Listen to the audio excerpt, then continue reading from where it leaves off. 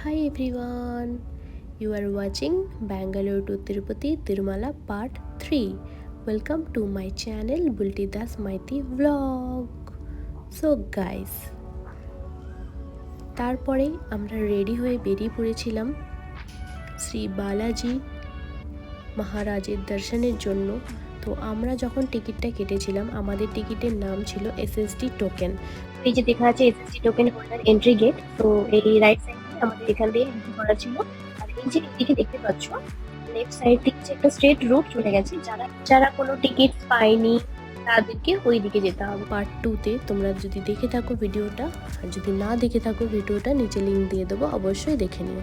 So part 2তে আমি বলেছিলাম যে আমাদের এসএসডি টোকেন ছিল। তো এসএসডি টোকেনের জন্য আমরা ওইখান থেকে লাইন দেবো, সোজা স্ট্রেট হেঁটে চলে গিয়েছিলাম মন্দিরের দিকে।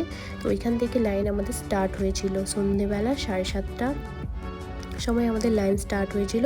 তো 3 আওয়ার্সের মধ্যে আমাদের দর্শনও হয়ে গেছিলো। 7:30, 8:30, 9:30টার মধ্যে আমরা দর্শন করে 10:30, 11টার সময় বেরিয়ে পড়েছিলাম এখান থেকে। দিয়ে রাত্রে এসে বাড়িতে একটু রেস্ট করে খেয়ে দিয়ে শুয়ে পড়েছিলাম। দেন তার পরের দিন ভোরবেলা আমি কোনো ভিডিও করতে পারিনি, কারণ ফোন অ্যালাউ ছিল না, যেহেতু ফোন নিয়ে নিয়েছিল। তো তার পরের দিন ভোরবেলা উঠে 7টা 8টার মতো উঠেছিলাম আমরা ঘুম থেকে। উঠে রুম ছেড়ে দিয়েছিলাম, রুমের চাবি ওদেরকে হ্যান্ড ওভার করে দিয়েছিলাম। তারপরে আমাদের 500 টাকা অ্যাকাউন্টে চলে আসছে ব্যাক। সো তারপরে আমরা একটু বসে গিয়েছিলাম, বসে একটু চা খেয়ে নিচ্ছিলাম। চা খাওয়ার পর এই যে দেখতে পাচ্ছ এই গাড়িটা, এটা হচ্ছে যে ফ্রি বাস। এটা ফ্রি বাসে করে সব জায়গায় ঘুরতে যাওয়া যাবে, কিন্তু এটার জন্য অনেক অপেক্ষা করতে হয়, অনেক ভিড় হয়। তার জন্য আমরা একটা গাড়ি ভাড়া করে নিয়েছিলাম, যেটার প্রাইস ছিল মাত্র 200 টাকা পার হেড। সো প্রথমে আমরা চলে যাচ্ছিলাম বালাজি চরণ দর্শনে, যেখানে কিনা শ্রী বালাজি ভেঙ্কটেশ্বরা যখন পৃথিবীতে প্রথম এসেছিলেন তার ফার্স্ট চরণ ওইখানে পড়েছিল।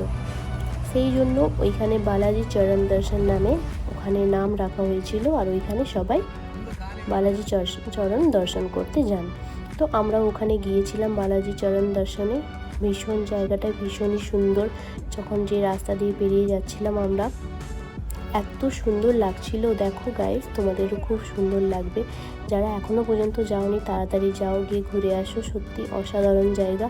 অ্যাকচুয়ালি যাবো বললেই যাওয়া হয় না, যতক্ষণ না উনি টানবেন আপনাকে ততক্ষণ যেতে পারবেন না। কতটা উঁচুতে, কতটা পাহাড়ের ওপরে আমরা সবাই। দেন মন্দিরের পাশে এই এত সুন্দর গাছ, মানে এত উপরে এত বড় বড় গাছ, এখানে এত ভালো লাগছিল। তো ওখানে কিছুক্ষণ ধরে বসেছিলাম, কিছু ফটোশ্যুটও করেছি, ওখানে একটা ভিডিওসও বানিয়েছি। আই হোপ তোমরা সবাই দেখে নিয়েছো।